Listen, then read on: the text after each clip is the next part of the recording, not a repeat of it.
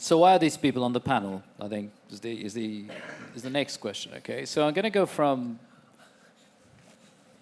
Let me share a secret with you. Okay, the first conference I ever presented in, my first academic conference at the University of Hull, was organized by this lady. She had no idea who I was, and I was probably dumped on her by my supervisor at the time. Okay, so this is my way of, joking apart. Athina knows a lot about the conflict. The conflict bit. The conflict bit. Yeah. So start about the conflict bit. The conflict bit. I think the problem is that there has been. Speak a bit louder. Yeah, you need to shout. Okay. Is it better? I think it's because it went a bit like that. Yeah. I think the problem is that there has been in the last. I mean, not the recent 5 or 7 years, but before that, there was a lot of techno optimism. So I have heard a lot of colleagues, academic scholars in particular, researchers that have been researching this area of digital media, political economy, technology and protest, or these privacy surveillance issues. And they all start and say, I'm a recovering techno utopian, because there was a lot of optimism. And that the internet, as we used to call it, is going to democratize organizations and society. And that optimism, I think, reached a peak with the Arab Spring, which is the Arab Spring uprisings. But those uprisings, the way they were mediatized at the time, is like that it was the social media that did this. Fox News would come out with these ideas that the Facebook revolution, the WikiLeaks revolution, and so on. And these revolutions, they were not actual social revolutions. They were like, in most cases, probably with the exception of Tunisia, they were regime change type of scenarios. So that reached the climax, and then I think it took over from about, with the Occupy movement, and then, the different type of movements. There was like this optimism that the austerity movements and how they utilize, creating this abstract assemblages, Occupy movement or what have you, and then more concrete kind of Occupy Nigeria, Occupy Philippines or whatever, right? So there was like this peak of optimism. And then the Snowden affair in 2013, I think, put an end to that optimism, because it became evident that you had this metadata complete structural acquisition, right? And it was between 5 countries that were spying to each other's citizens because they couldn't spy on their own. And so a lot of revelations to do with that. And before that, with WikiLeaks as well, and what happened with Assange and where he is now. I think it's quite important to mention that as well. So that optimism, they gave way to so what is the aftermath, what kind of surveillance we have, and then I think the peak of the problem was 2016, where people started realizing, well, actually, there might be a mainstreaming of digital activism, but there is the surveillance, there is the privacy issues, there is the fact that the Cambridge Analytica scandal showed that Facebook was open to exploitation, and people were pointing it out to Facebook, and Facebook was doing, not much about it. So the way they were dealing with the problems on their own platform, people have been critical about this for like 5 or more years, but they were not doing anything. And then also, I think on the conflict side of things, when you have someone like Zuckerberg sitting in a Senate hearing and saying, this is about ad senator, like explaining this is a business model. Somebody said today, actually, that fake news is part where fake news is how this whole thing can be sustained, because you have to have all these stories to create attention to sell these ads. It's an externality. Without the fake news and the production of fake news as an externality, this business model will not work. So it's part of the story, and it's actually a vital component. Now, coming back to the blockchain idea and how, so I've heard very optimistic people there as well. It goes back to this optimism that the blockchain distributed ledger technologies are going to be enable us to have digital identities that you can choose what parts of your identity can be online. So it will enhance privacy, it will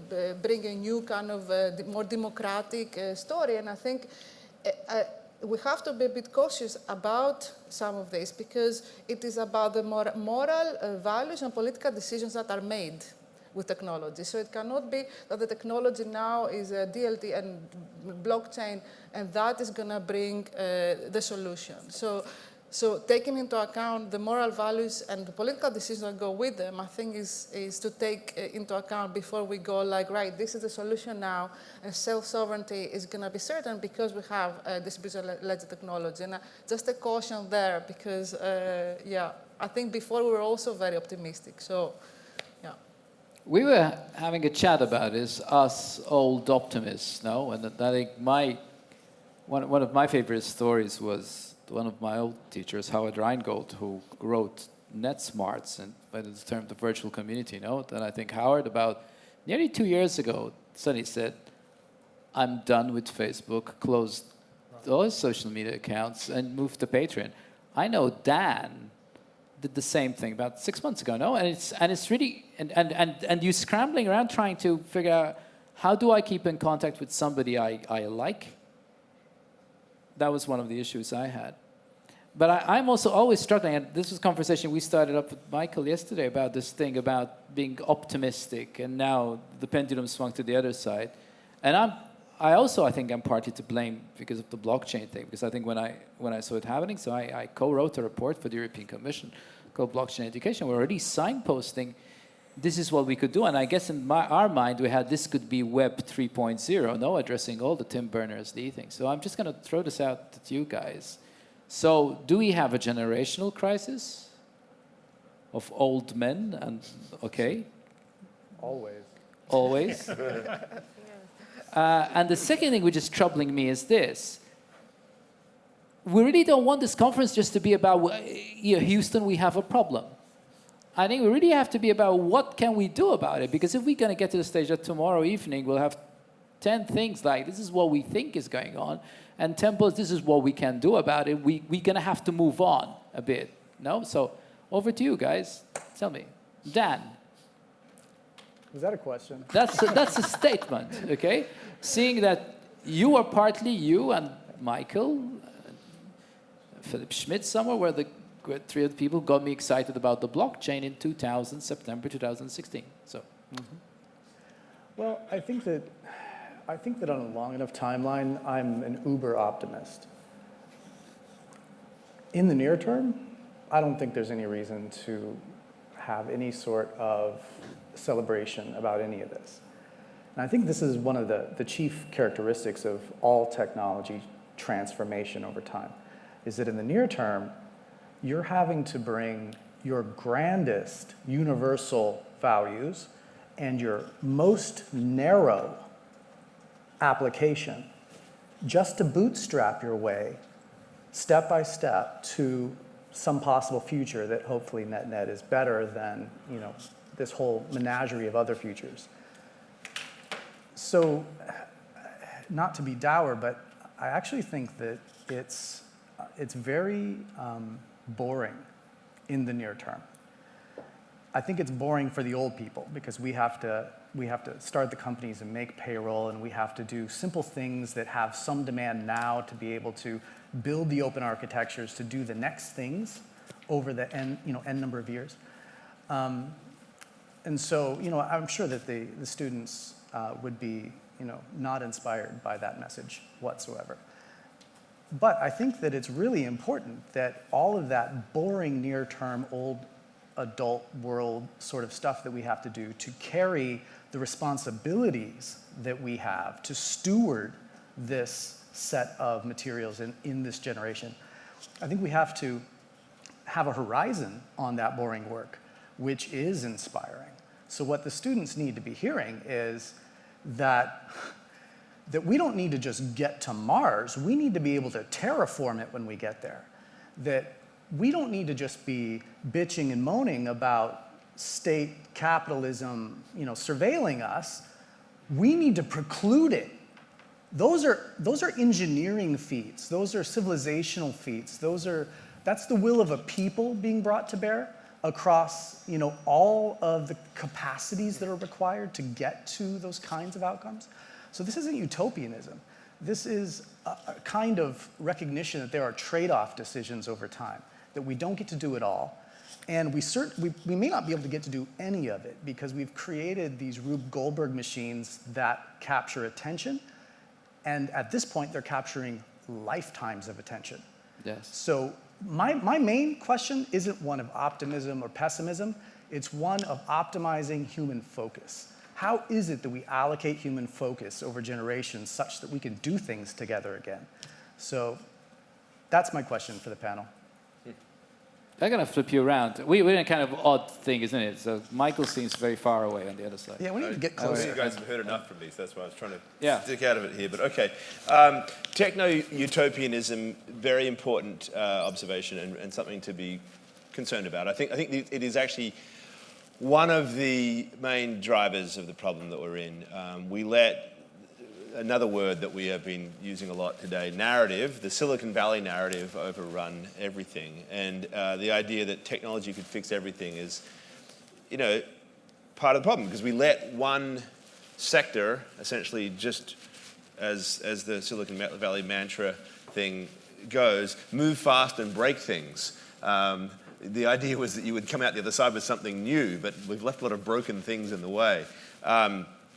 But at the end of the day, technology is still the solution. It's always been technology. Like we had this idea of technology is like it just means software, the wheel, this platform, everything, every aspect of what it is to be a human being is defined by technology. Technology takes us forward. It always will, always has, right? So there's nothing wrong with the idea that we have to architect a different technological model for this problem. The problem is, who are the architects and how broad is the contribution to that, right? And I think that certainly with the way that the latter stage of the internet was architected, and Tim Berners-Lee is absolutely right, they didn't solve a core problem. They figured out packet switching, and then he was able to figure out hypertext and hyperlinking, and so we could build the web. We couldn't figure out the identity problem, and we couldn't figure out the value exchange problem, because value requires trust, and when you don't have identities, you can't have trust, and so this big missing piece was there. But the techno-utopians were like, the internet, we're going to make money, we're going to do everything else. So what was needed is people who understand identity and attestation and value and money and these really complex human aspects of the way our society functions needed to be incorporated into the solution. So fast forward to where we are with the blockchain, I feel the same way, right? We have a risk of letting the technologists run with it, but I get knocked by a lot of IT people for saying this. Because it's a very easy thing to say to somebody who's not a technologist. I am very involved in blockchain, but I'm not an IT expert, I'm not a computer scientist. I say that blockchain as a concept is inspiring because it makes us think about non-technical issues, because it makes us think about trust and structure and organization and consensus. But the technologists want to tell you that it's just a machine, that's all it is, it's either inefficient or efficient, and they'll often knock you and say it can't be scaled and all these things. But the reality is, whatever we solve, whatever we build has to be a stack, and kind of like a social stack. So yes, there are the cryptographic mechanisms that allow us to build an immutable ledger and store data and everything else, but there has to be all these other social design functions associated with it so that the things that we're scared about, and rightly so, aren't actually undermined this. So just to give an example, like John gave a really nice quick precis there of what self-sovereign identity is and the role the blockchain plays to it.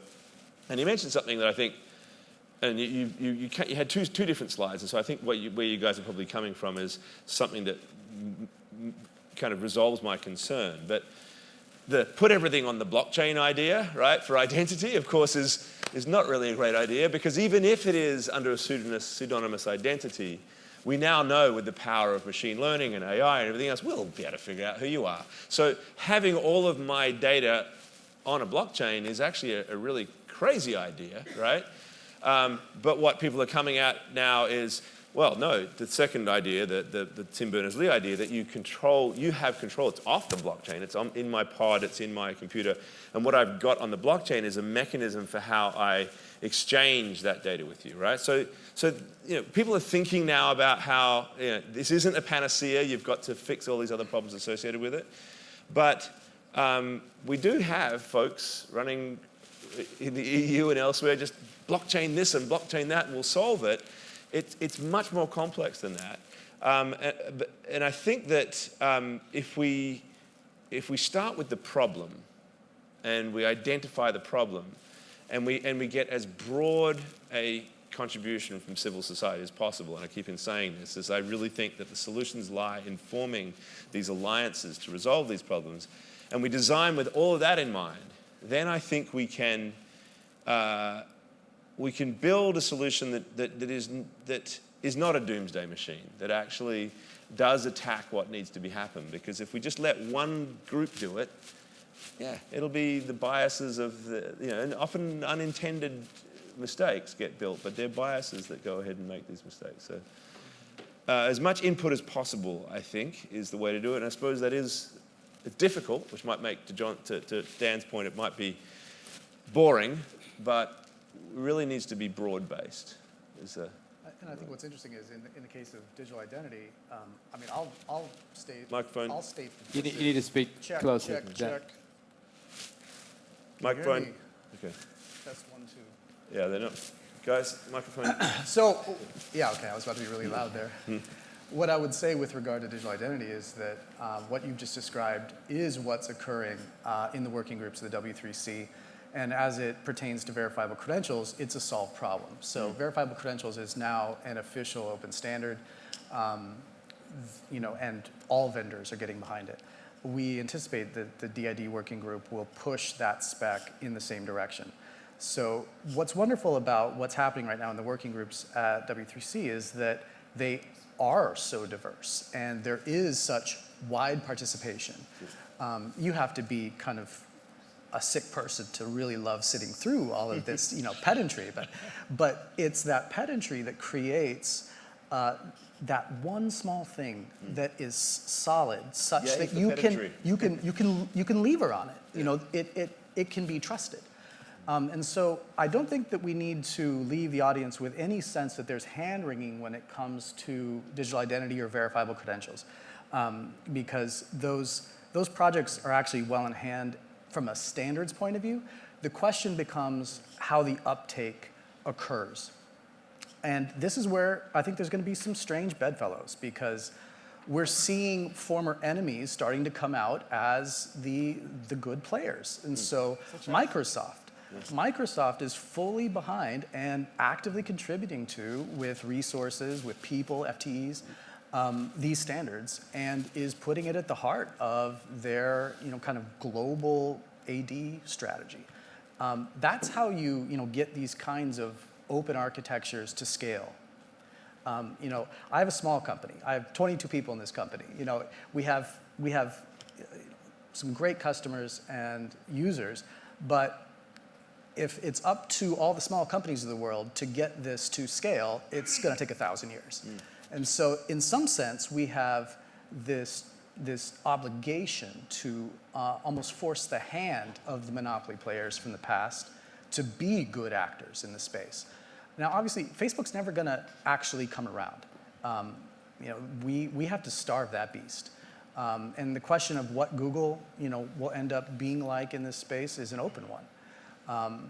But I think that we need not be afraid of GAFA, and we need not entertain fantasies of nationalizing them or suing them to death. The quickest way that you empower GAFA is allowing them to be sued by a federal government and then pay their way out for 1/1000% of last quarter's revenue. So we actually need to solve these problems architecturally, from my point of view, and it does take this kind of luck and magic and pedantry and consistently showing up. And I would say that the place of the small company is to be the goad, to be the ones that show up and, dare I say, shame the larger entities into doing the right thing. And so that's been our consistent MO. Great. Good. Ken. Where do I start? So I'm an idealist, okay? And I look at it and like to see problems and find solutions and see soluble problems. I also want to be an idealist that is realistic in the sense I look back on the past and see it as it was, not as it appears today. So John's point about the flaw, the sort of the original curse of the internet in which we didn't have identification, we have to remember was actually not a flaw at all. In fact, it was a feature of a system. It was one of its grandest, hallmarks, and it's the reason why we're all using it. It's the reason why it won. There is no absolute reason why we should be using TCP/IP as our transport layer protocol or the World Wide Web as our application on top of it. X25 was a data network that was run by the ITU and was a standard, a UN standard. And the Minitel was doing all the things that the original web was able to do. But there was a problem, right? You had to have a subscription with France Telecom if you wanted to use the Minitel, and you had to pay a lot of money to an IT vendor to implement X25. These were not open standards, these were closed standards. So why is it that the internet and the web didn't have identity? If all these engineers were smart enough to build the web and the net, why weren't they smart enough to figure out we need to know who people are? We forget the fact that the origin of the internet was that you did have identity built into it. You couldn't belong to the internet unless you were a defense contractor and actually petitioned DARPA to get a node, right? So either you were Boeing and McDonnell Douglas, or you were the University of Chicago, Champaign. University of Illinois Champaign, or MIT, or Stanford, right? So the original nodes on the ARPANET. So that worked very well. You didn't need to have security at the software layer when you had security at the hardware layer, at the infrastructure layer. And it's because of that permissionless innovation that we are able to do extraordinary things. Now, if we think that we've reached some sort of end state of a business model with the big web platforms, then you're right, and we should sort of crush them under the threat of regulation, or we need some sort of draconian solution, like a very intricate blockchain, to remedy the problem. But technology has always been so fluid, and the history of technology is everyone who's in the middle of it, who's in the soup of it, sees it as existential, as if it's the end state. The people who were looking at mainframe computers in the 1950s and 60s were certain that IBM's dominance was unbeatable, right? They forbid IBM from going into mini computers. Instead, all the Seven Sisters, Digital Equipment Corp, and Unisys and others went into mini computers. You guys don't even know what a friggin' mini computer is. Okay, so what was the implication of regulation that forced IBM to prevent them from going into the mini computers and stick with yesteryear's technologies of mainframes? They went down one layer of computing to something that didn't exist, and they called it the personal computer. Lo and behold, regulation gave them a foothold in the next innovation. They did things in an open way, uncharacteristic of IBM, and they created a duopoly, the Wintel, Windows.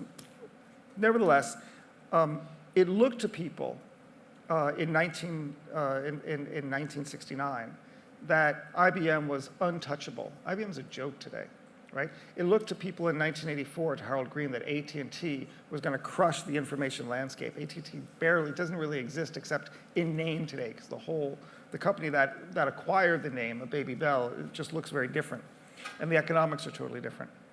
So let's remember that what we're looking at today is a business model probably of yesterday, right? It's probably not a business model of tomorrow.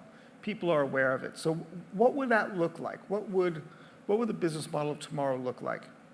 Well, I think we would start with what is the harm, okay? What harm are we trying to solve? And whenever someone talks about advertisements that follow you annoyingly online, that's a joke, right? That's not a harm, that's an inconvenience. So I think it would be more appropriate to ask yourself, well, what are we really afraid of? Where is the real loci of the harm? And that would be in taking that same structure, that same data, and manipulating an election. Well, if that's wrong, why don't we regulate that? Why go after annoying ads when we should sort of regulate which is a pass-through to the harm, and just regulate the harm itself and regulate it with teeth.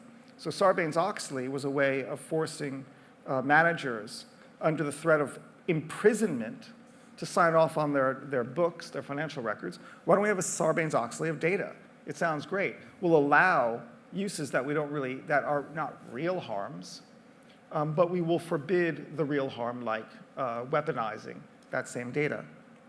And if you step even further, you could say maybe every service should have a paid option, right? So you can actually have a zero privacy, a fully privacy enhanced version of it in which the data is not shared. Just mandate that as a possibility. It might cost a lot of money, but then you could probably imagine competition in terms of lowering the cost and improving the service, or people being aware of at least of the trade-off. And then we should keep in mind what the real stakes are, and it's in the title of the event over these 2 days, which is mass surveillance. The problem really is that the public sector is allowing the private sector to collect this information, but it's not staying there. There's a touch of the public sector or the government to actually get that data. Sometimes with the Snowden disclosures, it's at the snap of a finger, and that's a problem. Sometimes with a little bit of a veneer of law on top of it that you have to request access. But nevertheless, in a democracy, we could probably be, in a well-functioning democracy, we should probably be okay with that because there's safeguards on the use of that data. But we have a system of governance that healthily has a suspicion of the concentrations of power and has a healthy suspicion that even in a democracy, we can't trust that alone. And we don't actually, and we can see what's going on in China to see what it looks like in a non-democracy, and that's pretty frightening. So what technically can we do to prevent mass surveillance, knowing that there's going to be a legitimate, lawful necessity for this data, but we still want to preserve our privacy? It might be blockchain, but so far it seems a little bit cumbersome, and it's going to happen probably not at the decentralized endpoints of people, because people are lazy, but at the centralized point of the collector, the loci, where the person interacts with the service. And I don't think we're there yet. I don't think we know what that's going to look like. But clearly that, to me, is the thing that should capture our attention. There's something which you said early on, which really is playing at the back of my mind. What is the harm? Where is the harm? Can we regulate the harm? So, tomorrow, one of my colleagues at university, Joe Canataci, does a lot of work for the United Nations in terms of, I guess, regulation. He's going to run something over here. And I'm just always a bit nervous, somebody like me who hates Big Brother, about regulation, because I'm naturally subversive. Or, so what do you think? I understand what you're saying. I had another problem, because if you go, there be some form of the future with blockchain, and that's fine. But in whose interest is this? Because there is, in every technology, some disruption, right? So if the blockchain, for example, cuts out some middle institutions, right? Is it in the interest of these institutions? For example, we see banks now going big time. Yes, the blockchain, we can fund this and whatever. And funding it means that you can also kind of control it a little bit. And so you can see money going in the hope that you can have some control over the development of a technology. Right? So we don't want to see what happened with the internet, that it has gone the way it has gone and has disrupted, the sharing economy.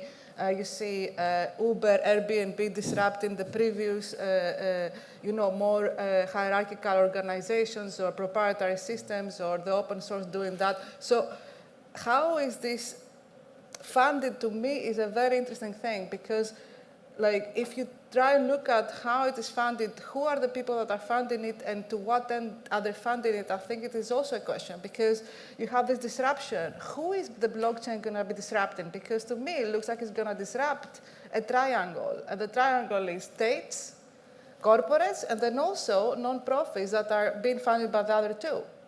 who is the blockchain supposed to disrupt? Is it them, or is it them funding it so they're able to recuperate it and control it? So for me, these are, I mean, I'm a political economist, that's what I care about. So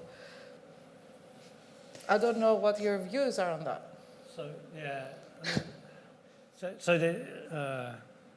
This is not a facetious answer, but it's always going to be complex.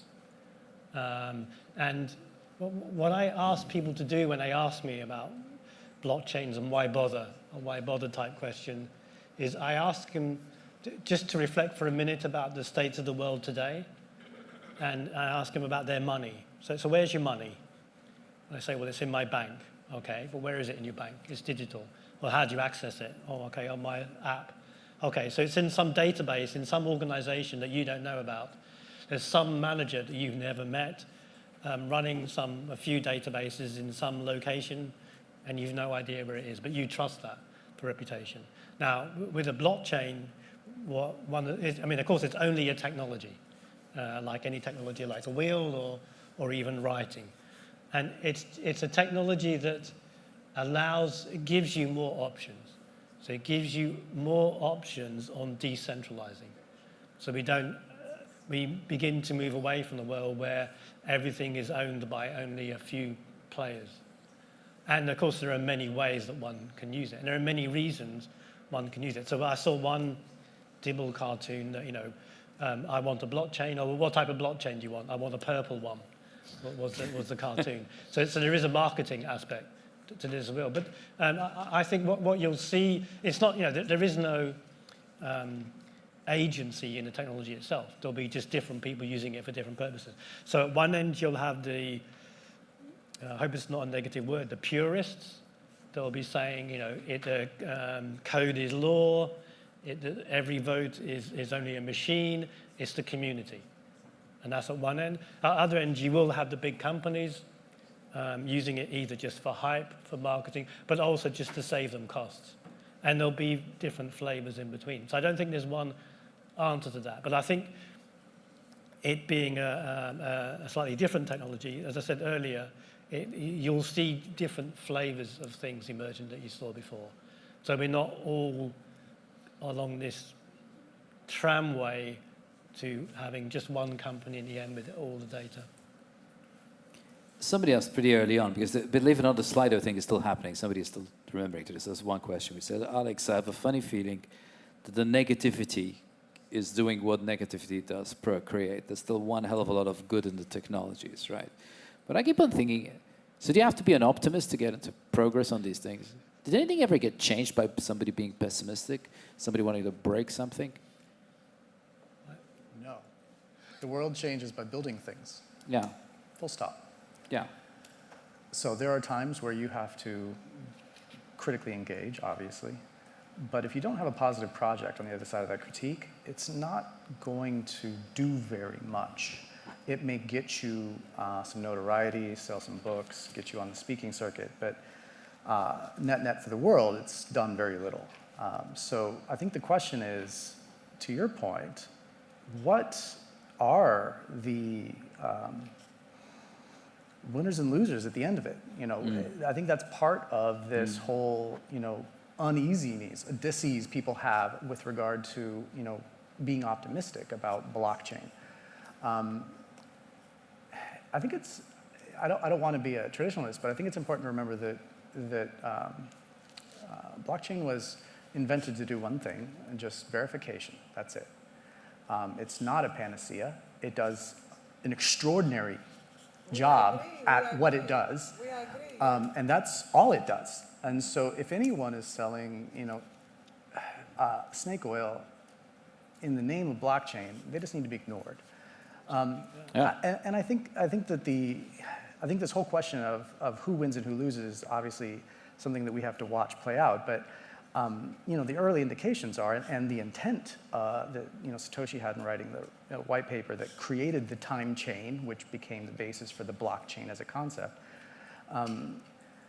The point was to actually replace this kind of central banking capability. It's not. We talk about it as as cash or digital cash, But in effect, it was a governance play. It was an attempt to create an alternative governance to the fast and loose monetary policy of the neoliberal age. So one of the possible losers in all of this is the way that we've done central banking. And I think that's really important to consider. And I don't say those things glibly. I think we started this off talking about how really this whole era, this post-truth era, is a result of our institutional authorities fraying. Their legitimacy is being called into question. And it's not just a question of aesthetics or taste, like, do you prefer this or that? The actual function of these institutions is beginning to break down. And so we see this inoperativity beginning to move across these institutions that have held up this era. And so these alternatives, these technical alternatives, in some ways are helping bring attention to the founding conditions of things like monetary policy. And we're having these open discussions about them. What happens when it's politics all the way down at the central bank? What happens when it's just open currency war at all times? So I think that governments are actually the ones that have the most to lose. And that's under the conditions of Bitcoin as the paradigmatic blockchain. Now, if we want to use that word more broadly to encompass all sorts of other data structures, anyone could be the loser, because there are a lot of smash and grabs in the world. There's a lot of snake oil that's being sold to just make a quick buck. And so I don't even like the word blockchain per se. I think I like your optimism. I don't think it's a bad thing to be optimistic. It's just that the build, like this sort of logic is great, but at the same time, there are other things going on, like climate change. So you can escalate a new governance model, and this is fine. But then there is a problem of, like, say, the end of the world kind of problem. So build. There's an optimism, but also there are things going on this planet that are not necessarily just disrupting. Do you see what I mean? So you can scale up alternatives, but how much are you going to scale up to lose what? To make a more humane capitalism? You're going to have to go in secrets, because there's Michael trying to get in as well. No, it's fine. I'm happy to you guys. I still feel like where you're coming from when you say this is like, everything is building. Solving climate change is a build problem. Right. Whatever we do, whether it's build a solution for the COP25 agreement, or it's a build. It's all, in my mind, a technological solution. So I think what you're getting at is, what problem are we solving? Yeah. Right? To Ken's question, where is the harm? So, and I do think, Dan is hitting on exactly the right point here, that governance is the issue. It's ultimately where, so backtrack a little bit. Blockchain, one of these things is, blockchain is just a technology. That's one thing that was said. Blockchain only does one thing, and that is verification. But because that process, that technology, because that verification process has for so long been institutionalized by power brokers in the middle that have the capacity to say yay or nay to people to actually engage in exchange with each other, the idea that we could get past that verification process to a new decentralized structure is incredibly powerful. So it's kind of you're in this contradiction, right? You don't want to be a snake oil salesman and say blockchain can fix everything. It's only doing one thing, but what it actually does is really quite profound. The reason I'm in it is because I've spent 6 years in Argentina watching a complete breakdown of trust, an incapacity to trust that country's institutions, drive its economy into the ground. And my wife, who was an anthropologist, studying the Bolivian community and looking at how none of them could prove their property rights, and therefore couldn't actually own or build anything on top of that, because they had a ledger that you couldn't trust, right? So verification is at the heart of power, the heart of governance. So if we start with that, it's worth building, right? But you're right, focus on what the problem is. Make sure that whatever you're building isn't just some sort of random thing. Make sure that there's multiple participants in this. And I want to say something about optimism, and this is just to bring it all back if I can, because I do think we need to think about the positive. What are we building for? What is the positive change? So it is also worthwhile, if we think of the context of this conference, to think about some of the good, and there's actually a lot that the internet has delivered, right? And a story I like to tell is that of my daughter, who she's 18, and she came out at the age of 14 and told me that she was bi. Actually, she said she was gender neutral, which is a concept I couldn't even get my head around at the time. And I remember being terrified, thinking, oh my God, at 14 you're going to be teased and locked down, and no one will talk to you, and what a different human being you're going to grow up. My God, this is going to be impossible. And she's grown up perfectly well. One of the reasons why is because she has a global community of people she can talk to on the internet who are her friends, and she's made incredible relationships with them, and she's a thoroughly thriving, interesting, passionate human being. Now, when she told me that, I was writing a book about social media with a guy called Oliver Luckett, who is now 40-odd years old, and he was a gay man in Mississippi. And he came out at the age of 25, having spent his childhood being beaten up and grappling with who he was. The internet made it possible for human beings to be onboarded into a community of everybody they could be with, right? So there's a lot of good that comes from breaking down the barriers and giving people access to things. And that's the context in which I see Bitcoin and blockchain, because it breaks another step of breaking down those blockchains, removing the intermediaries, the power brokers who've stopped us from actually exchanging value with each other.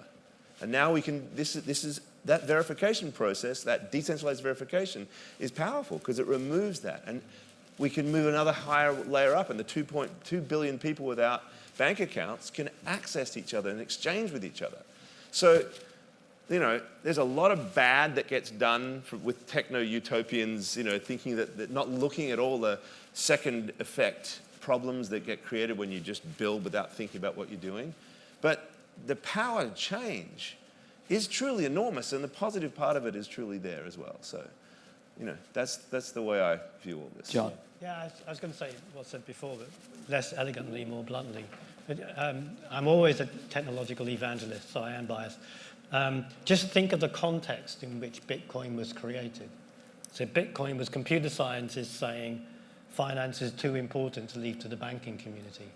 This was out of the banking crash in 2008. Now, there are some people that say that crash led to a worldwide recession. It led to the austerity program, which we're only coming out of now in the UK, maybe.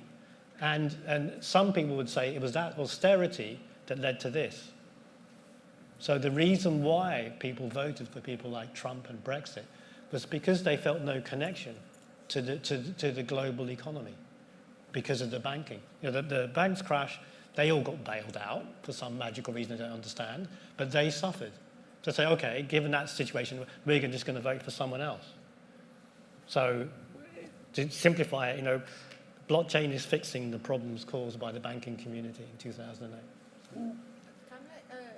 I want to say something about this, about what we're discussing, because it was always this story how the nation state is withering away because of the internet, and national sovereignty because of globalization, and globalization and the internet came together, like in the same period, after the fall of the Soviet Union, capitalism won, the end of history. So you have like this narrative that now the nation state is withering away, multinational corporations are taking over, globalization is happening. In the Marxist account, there's this transnational capitalist class, and multinationals have taken over the state, and the state is becoming irrelevant. Now, there's this narrative with the blockchain and software sovereignty that basically this nation state is going to become irrelevant. Again, the same story is going to become irrelevant because we're going to have software, and software is going to define in the different layers, like Benjamin Bratton has made this argument, the user layer, earth layer, whatever layer, interface layer. So you have like this, the stack, basically the stack now is how sovereignty is going to work. And it's a wonderful account. I really like that book. But to me, in the discourse, there's always this, that the nation state is withering away, and it seems to me that it's not.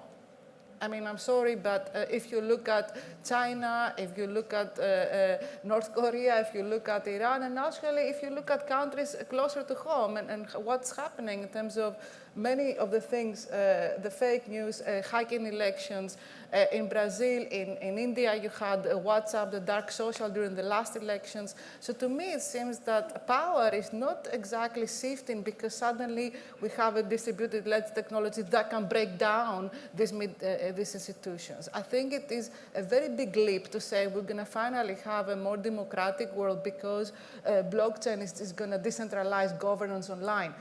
Long term, I think I agree. I'm optimistic long term that we're going to have more open identities, fluid identities because of this migration of values and virtual communities where people are feeling the cyber nation idea, that we're more identifying with these virtual communities like we were saying in the 90s, the cyber nation, remember that one? People identify more in these virtual communities. If you're gay in Saudi Arabia or somewhere else or in Russia where it's illegal to be homosexual, then of course these communities is truly important, or health advocacy, health patient communities, all sorts of things. I'm really into like the future is gonna be bright. But right now, the reactive and polarized and affected polarization is going on. This generation, like that this young generation, they're saying, we are not part of this discussion. They're crying for leadership. I don't know if you heard that. They're crying for leadership. Of course they are, because they're not involved in anything. That's why they're following this wonderful girl on Instagram, and there's millions of youth strikes every Friday missing their piano lessons, and they go to them. Okay, so I'm just trying to say that historically there has been this optimism, but change is really, really slow. So it's not that this blockchain or the distributed ledger technology is going to come and kind of, do it in the sense. We can believe in it, that it will, like it was with the internet, but I think it's going to be so complex and distorted, and new companies change every 5 or 7 years now. So Facebook and Google in 5, 10 years from now might not even be the dominant players, right? We know this. It's the pace of companies and who is like this kind of zombie hyper-capitalism combination happening. So they're going to be eating each other as a new innovation and so on and so forth. So actually thinking maybe the Google and Facebook are going to be, of course, a blockchain company. I hope it's yours, Wait for Libra, yeah. Oh, yeah. Yeah. Well, So that's what we're gonna get into. I mean, in the 20 minutes we're into, we can actually. We started talking about Libra last night, didn't we, Michael? Somewhere, yes. We probably did. I left you guys a bit early, but Yeah. You maybe kept going. Yeah. And I'm noticing Ken, kind of nod. How we ground ourselves in a state of here's Athena's like, okay, boys, let's build things optimistically, but we're in a mess. What? I'm not a political scientist, so I'm not going to argue with a political scientist. You shouldn't argue with Athena. I know, but let me just make the case anyway. You shouldn't argue with me. So even though I know nothing, so let's just think about Facebook.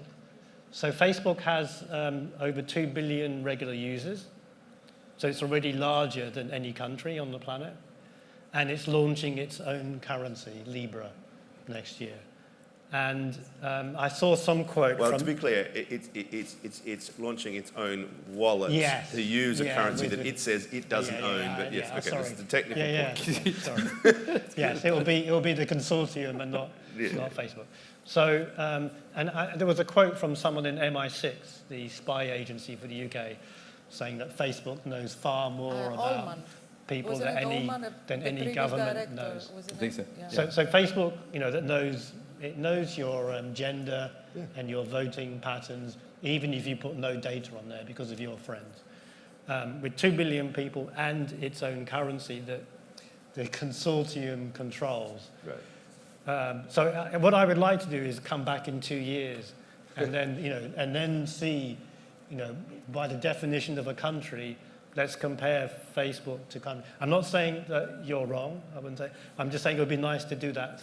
It's not a thought experiment, to do the real experiment, to have a time machine, Go forward 2 years and see what Facebook has done with Zuckerberg that. said So- he's gonna sue. I mean, it's normal. He's gonna sue if Elizabeth Warren wins or stuff like. You know, this is normal. I mean, he should sue because it's an existential issue. If they want to break down these monopolies, for them it's an existential issue. They should be. He will sue. I mean, but the other thing you would say about the GCHQ and these services, they say the corporates know more about you than we do. Of course they would say that, and also the corporates will say, oh, these people are forcing us because it's going to be treason if we don't give the data. You know, the scandal, Yahoo said it, Google said it, oh, they blew it, Zuckerberg said it, all this kind of stuff. However, these governments and corporates, they are collaborating all the time. And in fact, they talk to each other. We are the global trusted networks. Now, will blockchain and the startups and the community, whatever, become of this trusted network, or they're going to replace the trusted networks? This is the important bit, because if they replace them, it's a big disruption. And then you can talk about this wonderful software sovereignty and self-sovereignty. Yes, of course, but will that happen? It will take a long time, I think. I think you're up, Ken. And now we have the pregnant silence. I thought there was a question posed to you. Because it's interesting. And it kind of takes me back to where did we start with all of this stuff?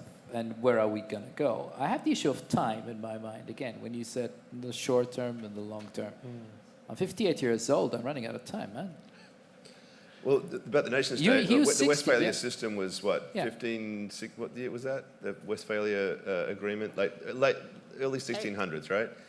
That's a blink of an eye in the context of global human history, right? So, and to your point about change, you said change happens slowly. I would say it happens really slowly until it happens really fast. And we have these cliff moments, right? So, you know, I've got no idea whether the nation state's going to be around in 200 years or not, but it strikes me that it is just one form of human organization and community structure. And basically power structure, right? And there's other forms that already are taking shape.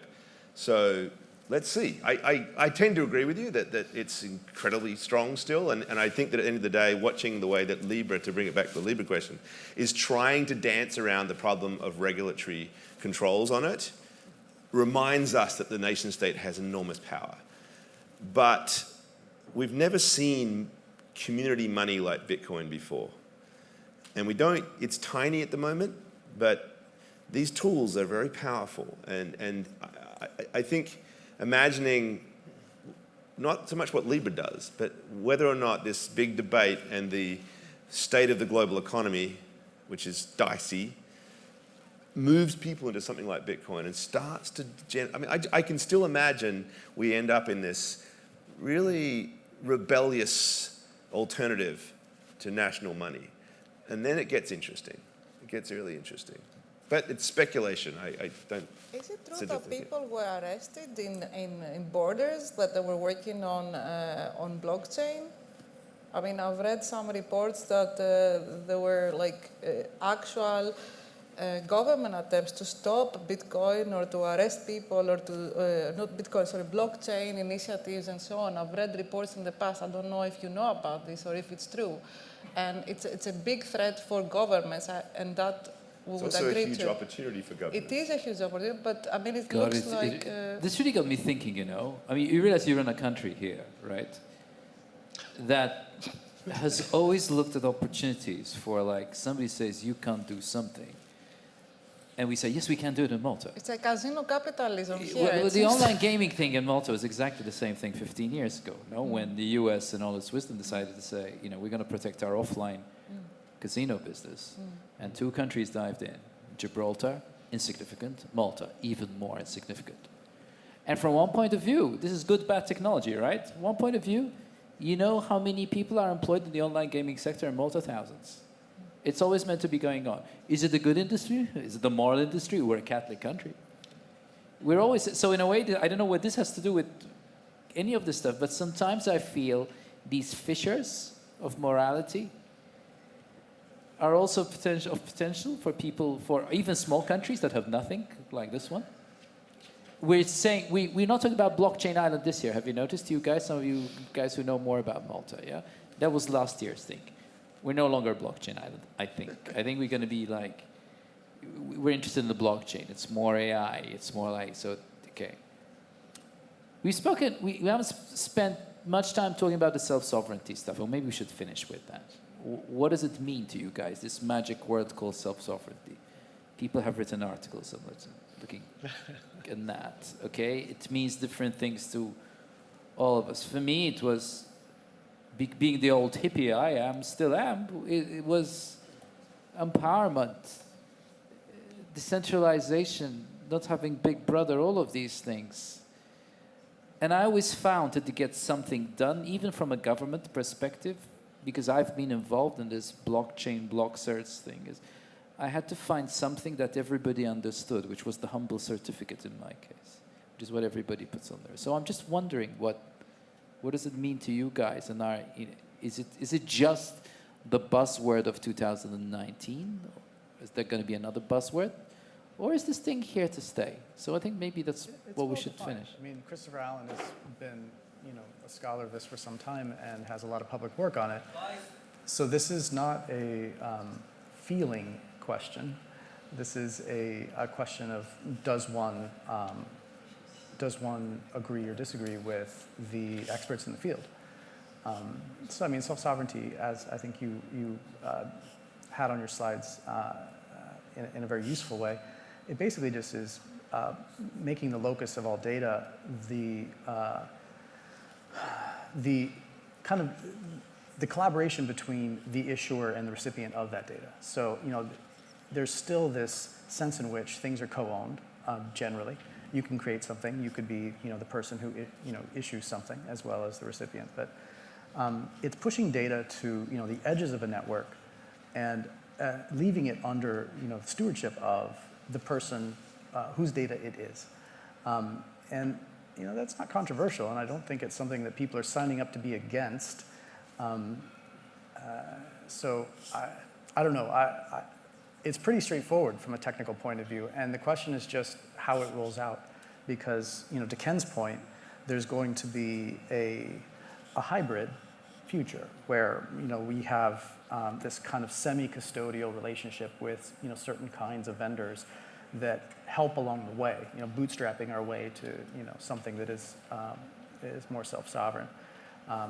But we don't need to be religious about this. What we need to be doing is using the objective metrics that define self-sovereignty to score all of the services that are going to start coming out over the next 5 years that are purporting to offer this kind of data service. I mean, for us, it's a very practical problem. So if you believe in lifelong education, like my university does, if you don't believe that when you're 21, you know everything for the rest of your life today, and you're going to be learning later and maybe changing jobs and learning on the job and carrying that, then you need to store your accreditation. And you don't want to store it at a university because you'll learn at more than one university. You probably don't want to store it in a MOOC company because you learn at more places. You don't want to install it with your employer because you will probably change jobs. So then you need some identity to carry that. The other big use case will be healthcare. I always ask people, where do you want to store your healthcare data? Do you want to store it with Google, with Facebook, or with your government, or somewhere else? So I think those are two strong. Lifelong education and healthcare will be two practical examples of where you need some sort of place and an identity that's really yours and not belonging to anybody else. I think this is wonderful, and I've looked forward to it. The reality in real life, as we experience it, I want to give you an example. EU Settler application. So I got to human resources because it needed an Android. Like you couldn't do it if you didn't have another specific version of it and so on. Then I go to the human resources and I have to put it on the passport, reach the chip, then I have to take a face thing, and then all this happens within very quickly, like 10 minutes. But all this that I gave my face and everything else, it can be used commercially. Wow. it is declared. So if you want an EU settled status like I did, because I've lived in the UK for 24 years, I have to go. This is a dinosaur thing. Imagine you put the phone on the passport, it is the chip, you know, the reality in the world I'm talking about, right? So I'm looking forward to all this that you can do for us, for sure. But imagine now that the government tells you, this, your face and everything about you, if you want to stay, is mine. I can do whatever you want. I doubt anyone is going to use my face to sell anything, but you know, the personal information and so on. So I'm very hopeful about what you can do and computer science technology can do to help us out here. But where we are now, it's a little bit of a dinosaur, old world situation. And this new generation of people is looking at some of this and going like, what are these guys doing? I mean, look at them, you know, putting passports and, you know, on Android because Apple has done all this stuff. You couldn't do applications there. I mean, it's just a ridiculous situation.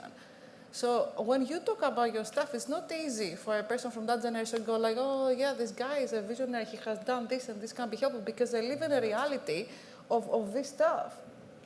Yeah, so it's difficult to believe again. So there's this disconnect, yeah, essentially. It's difficult to believe again. I think in countries like China, for example, and the reason that Zuckerberg wants to connect the platforms like WhatsApp and Facebook and Instagram, to connect them is to compete with WeChat, right? So what he wants to do is create something that can compete with WeChat and how they make money there with Alibaba and all these apps. I mean, there's like the transactions are all, some of them based on AI technology and machine learning, the majority of which patents are now Chinese. And the reason they're moving much faster is because it's a centralized policy with its problems, but they don't have to discuss these ethical implications or political decisions or moral values of what's happening there. They don't have to do that. So they move faster, right? And in the US, up until Snowden, no one was discussing surveillance. They didn't ask anybody. They were like, well, we're on terror. Like, we're protecting you now. Like, whatever. It's all a secret. We have a court. So that's what I mean. It's like thinking a little bit for me, a little more critical. And I really appreciate technology very much. It's just the experience of it at the moment is not in the avant-garde state that you guys are talking about. I mean, I cannot connect. I understand what you're saying, and I'm part of a special issue on blockchain actually at the moment. But I think sometimes I feel a bit more critical knowing, that there is another generation that doesn't see this avant-garde. They see everyday experiences that are like fake news and surveillance and whatever. Michael. So I think, the original question was what does self-sovereign identity mean? And I think it's, like everything, it's multifaceted. It depends where you come from. But to answer this problem to some extent, to me, and I can say this when I refer to blockchain as well, it's most easily defined by the problem that I think we're trying to solve, or in this case, problems. And in the context of what you were just talking about in terms of what Facebook and others are trying to do, I mean, one problem is that we have a decentralized data sharing, data packet switching architecture that, needs to solve access and identity-like problems. Do you have the right to have access to this data and so forth? And it kind of, if Facebook is going to be what it wants to be, I'm too expressive with my hands, or for that matter, what Bitcoin wants to be, or anything, then resolving that onboarding challenge for the individual is one aspect of what self-sovereign identity is. So we've got a kind of a clash as a problem between an open data world and all these old archaic systems for credentialing people. But the other one is actually a physical world problem, which comes down to the nation state. What's the number of refugees now? 80 million or something we have after Syria. And now we're going to have climate change refugees, right? So we're going to have potentially hundreds of millions of possibly even billions of people who become stateless. And I was sort of contemplating this when I thought about those Syrian refugees going to the Jordanian refugee camps and how they faced a challenge about proving who they were. And they had to have access to UNHCR services and so forth, right? So this is the key point. How do you transact if you can't credential, if you can't prove that you have the attributes required to gain something? That's the fundamental problem here. So in this case, you had to prove that you were who? Like, that you were a Syrian by birth, and therefore you had to show a passport issued by the very regime that you're fleeing from. I mean, it's the worst trap of all, right? The problem is that we're asking the wrong question.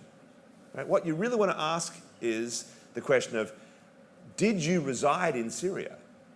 Are you a person that was once residing in Syria and now no longer does? That's the attribute. So this question John was talking about, how when you go to the bar, you don't just, he's like, we're trying to get, so identity needs to be broken down into attributes. What is the thing that what is the credential you have? What is the attribute that I can draw from you? I don't want to destroy your identity. I don't want to have your identity dependent on a thug like Assad. I want to know if you as an individual have a right to have this service I'm providing to you. And that question there is one of residency. Like, what if you had and this is a simple idea, but your phone had geolocating data survey that was constantly pinging that information to some pod that, was controlled by block certs, that's then able to say to the UNHCR, yes, this person lived all of their life in Syria. They are legitimately a refugee. Give them food. We're obsessing about different things, because I'm obsessing about who gets to do the identity for the identityless. Is it a Cisco? Is it a government? Is it who? And what do they do with it? So we have a different obsession, but I understand your obsessions really well. That No, fair enough. A real problem. Those questions are very important. And it is, I think, a spirit of the open source communities and the like to build this. I also believe that just calling it open source isn't enough, that there needs to be another layer of social input into that structure. But sure, I mean, yes, if we can just replace the Assad regime with, Facebook, it's Mark Zuckerberg becomes the next dictator. So yes, inevitably we need to think about which system is controlling the data. But to get back, what is the problem we're trying to solve? What is self-sovereignty? Self-sovereignty to me is the capacity to prove that I have this attribute that you need so that we can transact together without having to just have somebody else, control on my data and offload it all. Right? Blessing us. Yeah. Yeah, exactly. It's the dependence on some higher being to prove, not even prove who I am. I think identity is almost a problematic word as well. You are in a post-Hegelian world in your Post mind. what, sir? In a post-Hegelian world in your Yes. mind. It's wonderful. Okay. I'll get there. Yeah. Everybody else will come with me as well. I've just had a small, I agree with everything you said. So one of the things we're thinking about is, can we do education in refugee camps? So I was finding out a little bit about this. So there are 70 million people who are displaced last year. And then a shocking statistic I heard about refugee camps is, what's the average time someone spends in a refugee camp? It's 17 years. Oh, yeah. So you can think about having identity in a refugee camp. It's not something, you're not there for a few weeks or even a few months. Ken, do you have anything to say, or you just like... This has been a very interesting conversation, so I've just been listening and absorbing. Does anybody have any questions? First time ever as a journalist. Does anybody have any questions besides that? Natalie. What happened to your voice? I am recovering from a cold, and I've been speaking for the past 2 weeks. And you have to speak tomorrow, so we're going to have to croak it tomorrow. Yes, Yeah, okay. But I think the issue you raised at the end about stateless persons and the normativity of the long duration displacement. I think we're seeing that in both article and Hang on a second, because it might help. It might help. Yeah, so what attracted my attention was John's calling attention to the increasing normativity of the long-term displacement. And he spoke about it in the context of the refugee. Most refugees are displaced internally, but there are, of course, a large number who are displaced internationally and who could be considered stateless, particularly if they're born in the country that their parents immigrated to and their parents don't have legal status. And so I wanted to juxtapose that with Agamben's observations about the nomos of the camp becoming the nomos of modernity. And at one point someone on Twitter made the amazing comment, which I'll never forget, which is that modern day fascism basically just looks like the logic of the airport being extended to every aspect of everyday life. And so this, extra legal. Adorno said that in 1965. Adorno made that argument in one of his lectures in 1965. I don't know where the Twitter thing happened, Yeah, but he made there you that go. comment. Credit where credit is due. So this this has necessarily called into question the locus of identity, right? And we sort of, as people who have passports and who do have citizenship in a country of origin or a country of chosen migration, take for granted that the state is kind of the conferrer of a legally enforceable identity. Of course, this is the problem that Hannah Arendt grappled with in the context of European refugees and Jews who were made stateless by sovereign fiat prior and during the Second World War. But I think what is lost in a lot of the criticisms of self-sovereignty is precisely the need to decouple citizenship from legal personhood. And to date, we don't really have social technologies that enable the purchase of law or the purchase of capital to protect and defend the livelihood of a subject if they are not the subject of a sovereign, a subject qua state.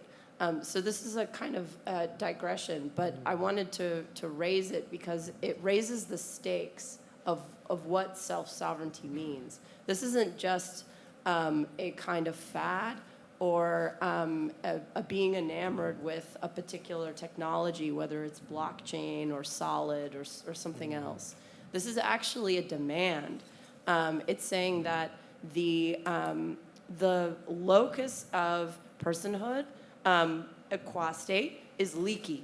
There are too many holes for people to fall into, whether they are enemy combatants in Guantanamo, whether they are U.S. citizens re-entering the country prior to clearing customs, who can actually be detained indefinitely without ever being placed under arrest. So they can't call a lawyer. They have no recourse to counsel, and they can basically be in this no man's land, denied entry to their own country for any reason. And so this logic of the airport state of exception is now everywhere at all times. And self-sovereignty is emerging as an opposing movement to platform people by design and default, so that even if they are abandoned by a state, or even if they have no access to a central banking system or the above-board global financial system, they still have a platform. Thank you. Yeah, Ken. Let me just put out a thought on why that is so interesting and critical. So to access government services, say in Britain, often you need to show that you're a resident. So you need maybe a lease. You need to show that you have a utility bill, right, that affixes to the address. So electricity or gas. The two interesting things about this is that to interact with government services as a government, they're not actually asking necessarily for a government ID. They're looking for things that are non-governmental, a lease or non-citizenship, right? A lease and an interaction with a utility. So it shows that our private sector activities are being used in a form that gives us identity in a quasi-public sector way. So there's a sort of intuitive correctness about this idea of self-sovereignty. It doesn't even need, if you will, that fancy label. But there's sort of there's a natural reasonableness and intuitive yesness around this idea that we need not have the state be the credentializer of who we are. We can have what we have done be the credentializer of who we are. And why that's so interesting is that the unwritten story that I hope to write that's going on around the world under the surface is that everyone in the world is getting a unique identification. In fact, getting a unique identification is one of the UN's SDGs, right? Yeah. ID 2020. Right. So what's so interesting on top of that is that the entity that is giving people these IDs is MasterCard. And the reason why is because whenever the World Food Program, which is the largest UN agency, rustles into town and tries to give out food and usually vouchers money to actually get food, there's so much fraud. They estimate maybe something like about a third of the money that's sloshed around is somehow not legitimately going to the recipient that it needs to, that they want an ID to that person, and MasterCard is the people who are giving out those, in effect, abilities to access that, in effect an ID, a quasi-ID, to access these services. So there's a natural way in which you could imagine an issuing identity, an issuing entity like MasterCard managing this, and the blockchain technology could be a way of doing it that makes it portable and open for people to say, oh yeah, I'm doing with MasterCard here, but I rustle into town to the island of Lesbos after I flee my country that's in flames, and I can bring it with me. I don't even need the physical card, right? I can just, it's in the cloud in a way. Now, granted, that just takes the idea of who is the issuing entity up a layer of abstraction from the state of Syria to whoever's this provider in the cloud and the actual physical token. But that's probably better, right? Because if it's an open standard where you have competition, where multiple entities can be the ones to manage that, that might be an improvement on the system that we have today. Yeah, we don't want to be siloed with only in it has to be an open standard, yeah. You have to be able to take that from MasterCard to somebody else, because then we're just back to what we're talking about with content across different social media platforms, but it's now our own identities. And right? it need not be hostile to the municipal or governmental ID. It can be complementary. These things can coexist. And for lots of services that we need to access, including banking services and credit, we don't necessarily need the governmental ID. We could just have this sort of self-sovereign, this sort of idea of who we are. And that actually will be an absolute improvement when it comes to, in the US, what was otherwise the possibility of having, raids on people, and, because immigration officials will be scrutinizing them with a microscope at every step, where that might not be the right public policy. If it is, for example, getting treated in a healthcare setting for a communicable disease, you might not want to chill the possibility of someone having Ebola to going and accessing that information. You would almost want to encourage it. You could have them access it because we know that they are a resident of London, but we don't need to know whether they're absolutely legal, because if they had to prove that, they wouldn't go, and they'd just simply contaminate the people around them instead. Isn't that a cheery note to end on? Yeah. Optimistic. Hemorrhagic fever, ice raids, You've invited me to be the life of the party. It's a shame you're not going to be here tomorrow, my friend. I know, tell me about it. Exactly. Because got to go back to London as a foreigner. With all that London meet. Hubertus. Can somebody give Hubertus on the microphone? His coordinator disappeared. Okay, we're 10 minutes over time. In fact, I've had this thing shown at me go home. It was all right. Just a small remark following what Natalie just said before. I'm surprised because I'm just learning now that the notion of self-sovereignty is in fact a notion that has nothing to do with sovereignty. Absolutely nothing. It is just a question about identity. So sovereignty has nothing to do with identity.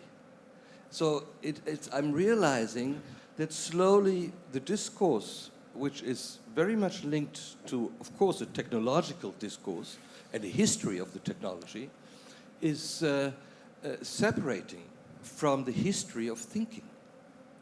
I mean, the sovereign is clearly the state.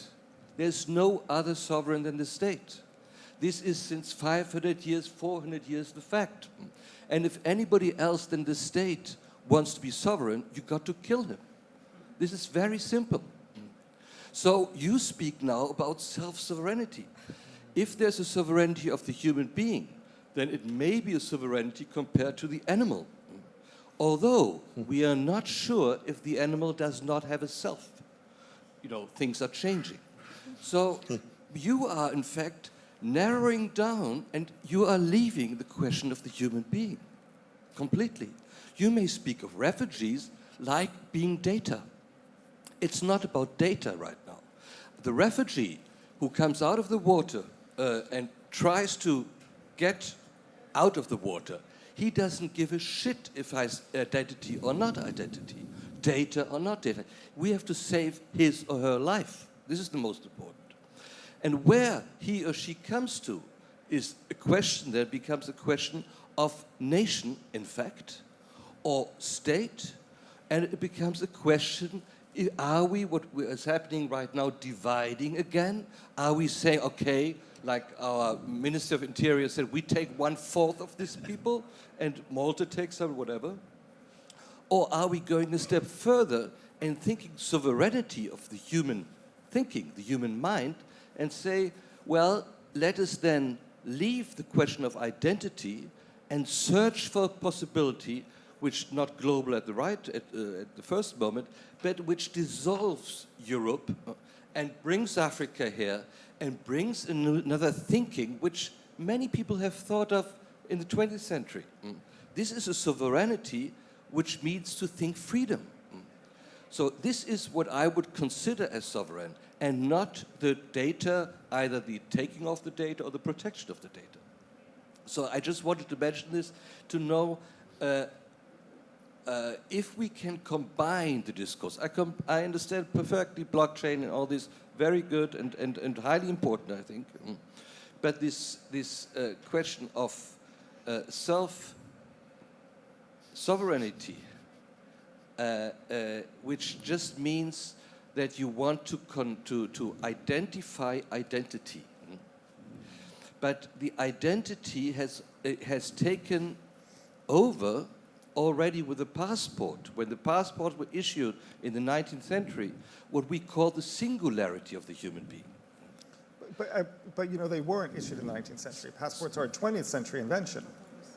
Right. Yeah, but yes, the passport, Yeah. yes, but the photographs, they started with the photographs in the 19th century.